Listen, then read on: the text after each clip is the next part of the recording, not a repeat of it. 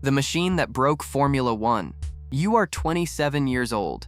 You are strapped into a carbon fiber survival cell. You are surrounded by 1,000 horsepower. It is November 3rd, 2024. You sit on the grid at the Autodromo José Carlos Pace in São Paulo, Brazil. The rain is falling in thick, heavy sheets. The track is flooded. Visibility is absolute zero. You look at the steering wheel. The lights blink in the gloom. You look up. There are 16 cars ahead of you. You qualified 12th, but you are starting in 17th place because of a 5-place grid penalty for a new power unit. The media says your championship lead is crumbling. They say the rivals are faster. They say a comeback in this torrential rain is mathematically impossible. You close your visor. The sound of the crowd is muted. The sound of the rain is deafening. You do not feel fear. You do not feel pressure. You do not feel anything at all. You are not a normal human being. You were not raised to be a participant. You were engineered to be an apex predator. The 5 red lights go out, and you are about to show the entire world exactly what happens when you put a perfect machine in the rain. The iron crucible. To understand this absolute ruthlessness, you must understand the crucible where you were forged. You were not born into a normal childhood. Other children played video games. Other children built sandcastles. Your world was defined by the smell of burnt rubber. Your world was defined by the roar of engines. Your father is Max Verstappen. He is a former Formula One driver. He did not just teach you how to drive. He tore you down and rebuilt you. He bypassed every typical stage of childhood. He plunged you straight into the elite, unforgiving world of motorsport. You were in a cart by the time you were 4.5 years old. The training was brutal. It was psychological warfare. You are 8 years old. It is the dead of winter in Europe. The karting track at Genk is completely frozen. The wind cuts through your racing suit like shattered glass. Other fathers pack up their vans. They take their kids home to the warmth. Your father does not. He lets you sit in the van for exactly 3 minutes, just enough to warm your completely numb fingers. Then, he kicks you back out onto the freezing asphalt. Go warm up on the track, he demands. He stands at the edge of the circuit. He watches your lines. He watches your breaking points. He watches your soul. One afternoon, you are struggling. You pull into the pits. He does not offer words of encouragement. He leans over the cart and strikes you hard on the crash helmet. It is a shock to the system. It is a physical demand for absolute perfection. Your father ingrains a terrifying philosophy into your mind. He tells you that you can never be tired in the car, because if you are, then you are simply not strong enough. He makes you tune your own carburetors. He sends you out on track, having secretly changed the setup of your cart. He forces you to identify the mechanical difference by pure feel. He teaches you how to find grip in the pouring rain when every other driver is spinning out into the mud. You learn to survive. You learn to analyze. You learn to attack. You do not know what a normal life is, but you know exactly how to push a machine far beyond the limits of physics. The anatomy of a machine, that brutal childhood philosophy, translates directly into how you build your body. Formula One drivers are not just steering a car. They are elite athletes fighting extreme gravitational forces. To dominate, you must become indestructible. You do not just work out. You punish yourself. You train twice a day, every single day, with each brutal session lasting 3 to 4 hours. You wake up at 7:30 in the morning and walk straight into the gym. You start with grueling endurance work. You run, you cycle. Then, you move to pure strength training. You despise the gym. You do not train because it is fun. You train because it is a vital weapon. You strap yourself into a machine at home that perfectly mimics the cockpit of a real race car. You put on a heavy racing helmet. You attach resistance bands and thick weights directly to your head. You violently pull the weights using nothing but your neck muscles, simulating the punishing 5 to 6 G-forces you will experience in the corners. Your personal trainer pushes you to the absolute brink of human endurance.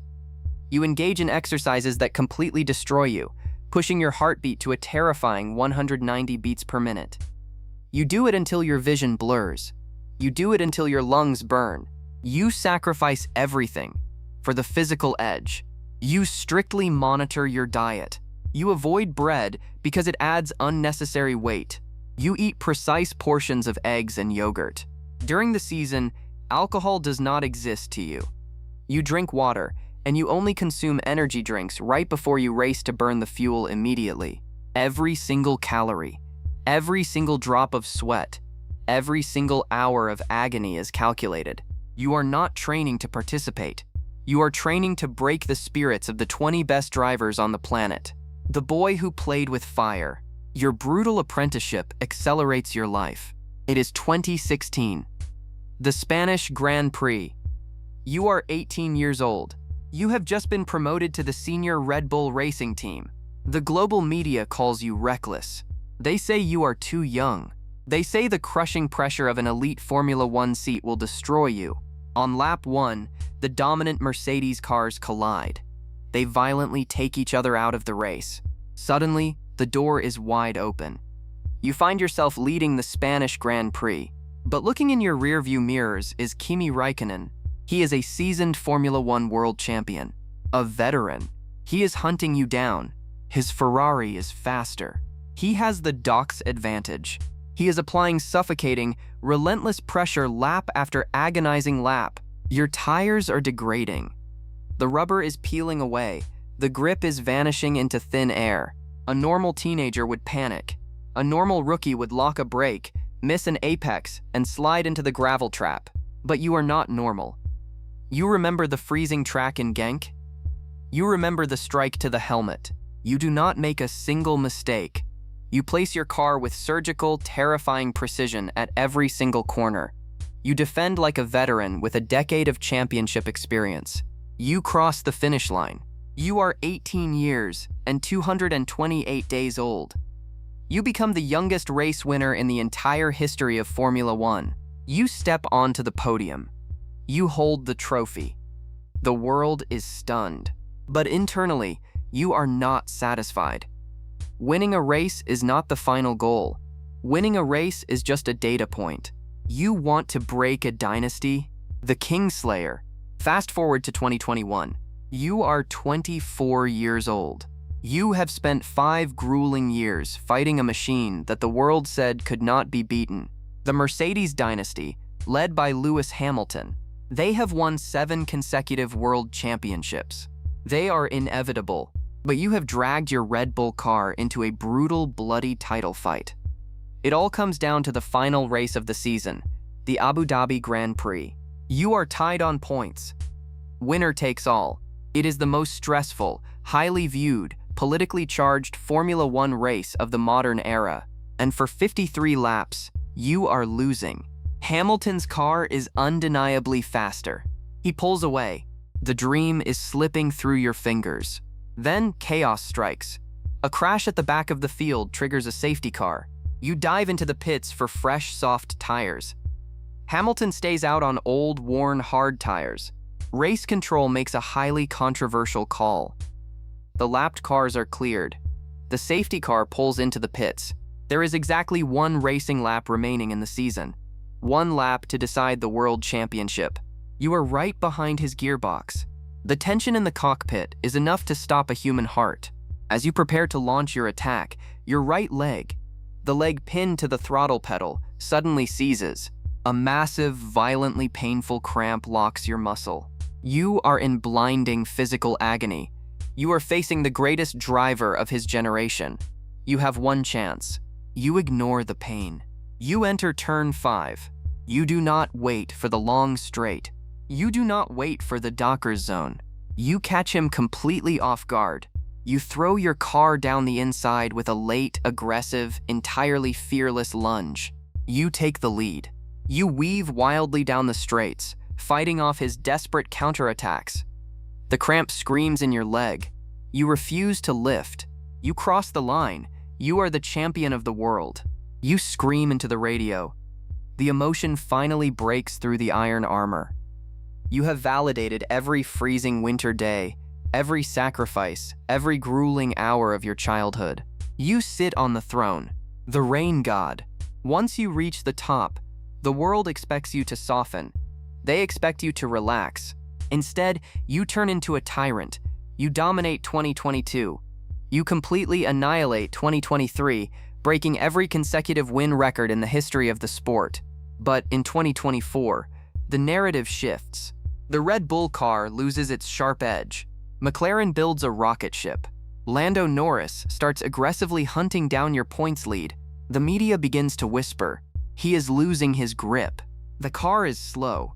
The championship is in extreme danger, which brings you back to the grid in São Paulo, Brazil. November 3rd, 2024. Starting 17th. The rain is torrential. You know exactly what this means. As you have said before, in the rain, the conditions can either work perfectly for you, or they can aggressively work against you. The lights go out.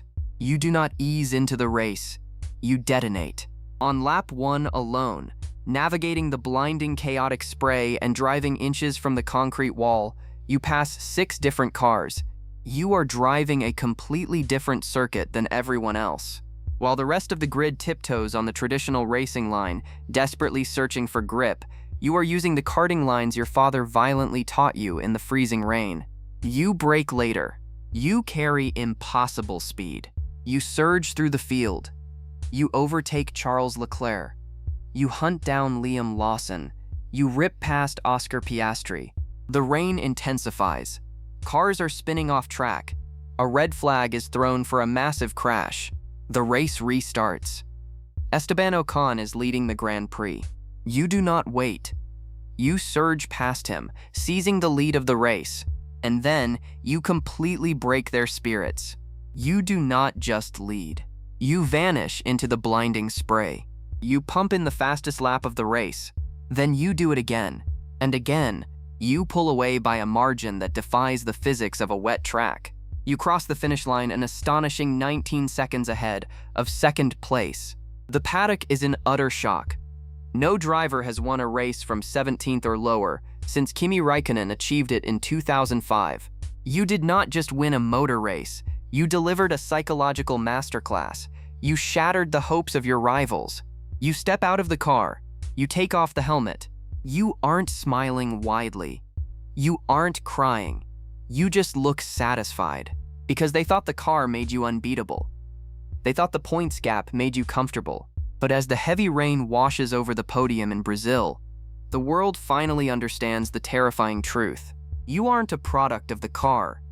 You are a product of the crucible. They laughed at the brutal training. They questioned the heavy hand of your father.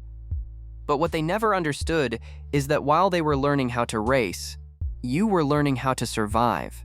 You are Max Verstappen, and you are inevitable.